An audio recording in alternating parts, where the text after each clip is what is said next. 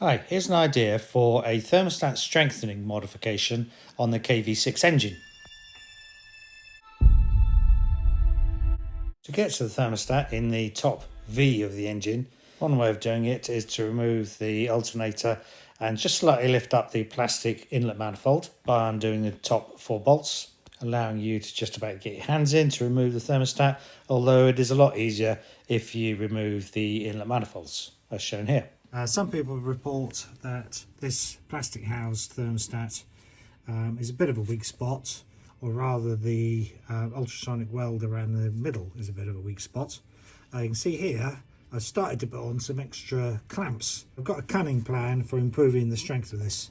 Years ago there used to be a metal variant of this thermostat, but I think with this modification it should be a good improvement and should stop any further problems. No sign of any problems on this one.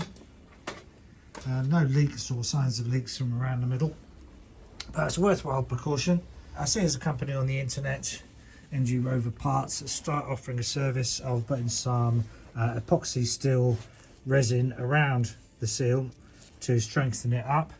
Not too bad a price, but as a precaution I thought I'd do the same. So I've got some epoxy steel putty, and what I'm going to do is a little cunning plan.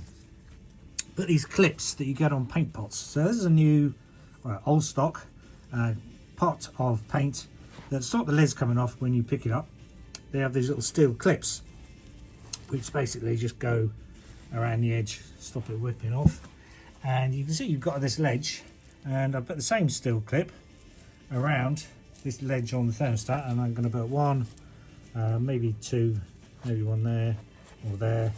Anyhow, 3 around the edge. Now I'm going to put epoxy putty on the top, roughen up the surface with some sandpaper first, and that should be a good seal.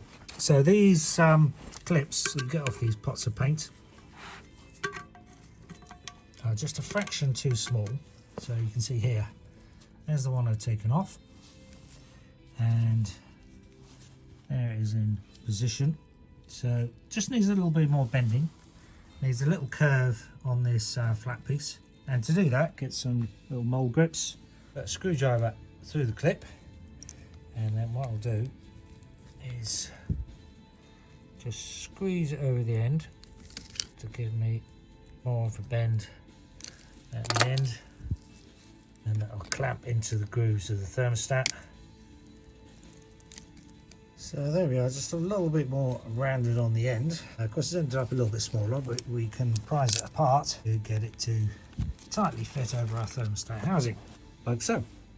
That is fairly snug, that's not going to come off, and is applying additional pressure onto the weld to stop it separating.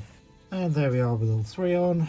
That should be fine for giving it a lot more strength. As I say, I will put some putty on top, probably a bit of overkill, but why not? And I've already bought the putty, epoxy hard setting putty of course, and that is the putty all around it. And that's about an hour later, sprayed up as well. The putty is nice and hard. And just one final thing before we put it back in the car, might as well run some boiling water through it, just make sure the thermostat is working. You see that central screw or shaft sticking out quite a lot more, and that plate at the end basically stays where it is. That shaft is the bit that's connected to the plate internally. You can see there there's a gap underneath that large plate in the middle, which is the thermostat open. We now change to the cold water. That plate now disappears out of view because it's shut. It's right flush with the body of the plastic. So the thermostat is actually working. This part on the top is just the pressure release part, so if you get a lot of water pressure, pushes against that spring and you get more water flow. And now we've checked it's working, we can put it back in the car.